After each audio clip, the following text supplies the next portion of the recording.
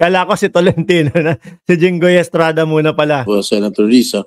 If my memory serves me right, during the hearing of the committee chaired by Senator Risa, I asked the representative of the BID bluntly if Mayor Alice Go is still here in the country as we speak, and then he said yes, he is still here. So we have to hold the BID responsible also for this fiasco.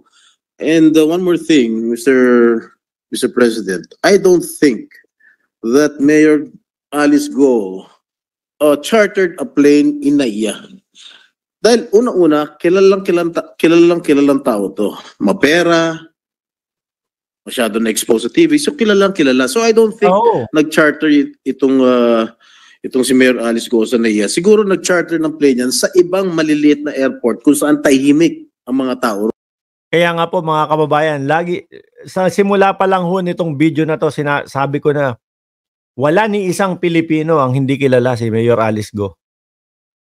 Ewan natin, doon sa yan, sinasabi ni Senator Jinggoy Estrada, doon sa mga maliliit na airport, no? Yung mga talagang walang umaalis doon, bihirang-bihira. Baka dyan, tahimik. Like for example, sa may maliit na Katarman, halimbawa, o sa Katiklan, yung mga hindi masyadong busy airport, nag-charter na airplano, gagamit lang ng fake passport yan, pwede ka nang umalis. How can, sino magmamonitor doon sa mga maliliit na airport? Meron ba tayong mga ka-up doon? Meron ba tayong mga BID doon? Wala. So it's easy to escape here in the Philippines pagka meron ka talagang kaso. Grabe. Madami tayong kulang mga boss, no? Madaming mga kailangang punuan. Tapos sasabayan pa ng mga tutulong, mga bossing.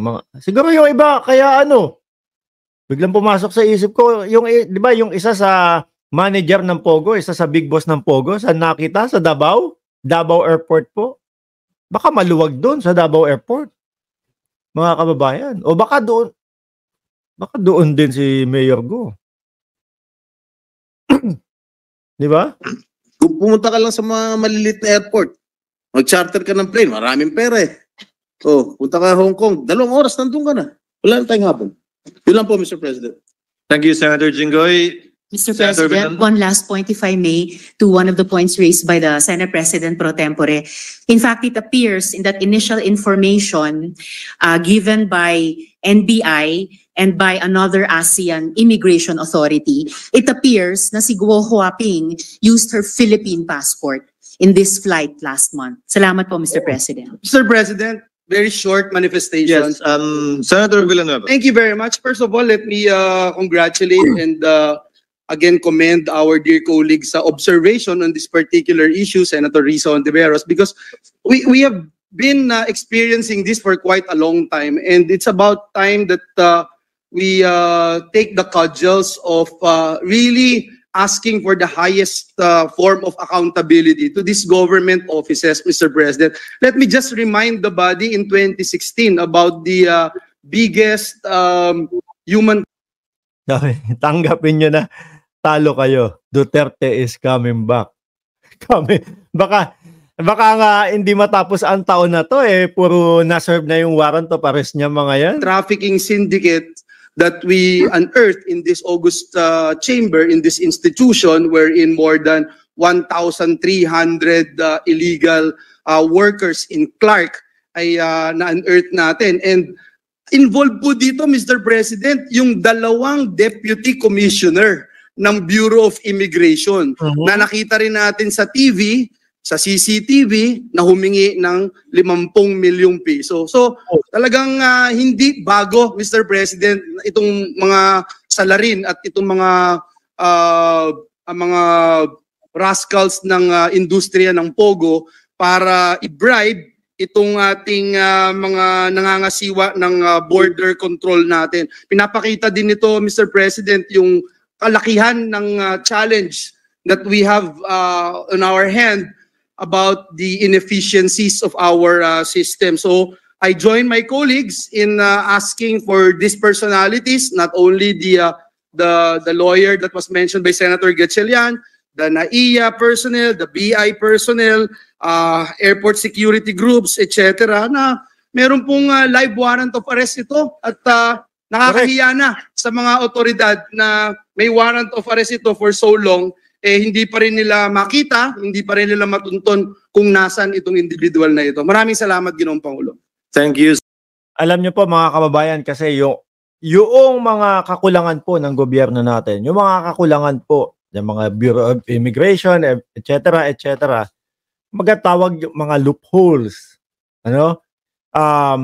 Yan yung ginagawa nila, yan yung, lalo na kapag ka mga matatalino, yung mga abogado mo, diyan nila dadalihin yan. Lalo na pagka matatalino, yung mga nasa likod mo, alam nila kung paano yan, mga ganyan. Yan po ang magiging way nila, kagaya nito, yung mga pagtakas-takas. No? Paglabas ng Pilipinas, mga kababayan. Kaya sana masolusyonan po ng ating gobyerno, magkano kaya binayad ni Alice Go para makatakas siya? Kaya pong bumayad niya ng may helicopter nga dati yan di ba? Magkano yung helicopter niya? 120 million plus. Sana si Kibuloy nandyan pa talaga. Pero ako naniniwala ho, mga bossing no, ba't nasingit bigla si Kibuloy? Wanted din yun Si Kibuloy, naniniwala ako nandyan lang din sa Davao yun kasi nakikita natin. Nandyan lang din sa KOJC niya yan. Kaya takot yan na paimbestigahan. Okay lang NBI daw. Okay ang NBI pumasok sa kanila pero pag PNP, hindi, mga kababayan. Nakakalungkot po. No? Dahil ako ho ay naniniwala dito kay Senadora Risa Ontiveros na yung mga ipresenta niyang ebidensya, totoo po lahat. Iba pong mag-imbestiga yan. No? Sana naman po doon sa mga tumulong, doon sa mga walang konsensya, mga tumulong dito kay Alice Go, nako, sana managot kayo sa batas. Maraming salamat mga kababayan. Hanggang dito na lang po muna tayo at kailangan mayroon tayong kailangang importanteng tapusin ngayong araw. Wag niyo pong kalimutan na mag-subscribe, mag-like and mag-share dito sa ating channel, no? Ulitin ko po, doon sa mga subscribers natin na birthday po, no? Birthday month for this August. Ayan. I-message nyo lang po kami doon sa Facebook page namin na Mark Ramos. Tapos isend nyo yung katunayan na birthday month nyo ngayong August. Ibig sabihin, ang birthday nyo ay nasa loob ng August 1 to August 31. Kung may 31 ang August, baka isa po kayo sa mapili naming mapadalan kahit papaano ng pampa-birthday. Okay, maraming salamat and God bless po sa atin lahat.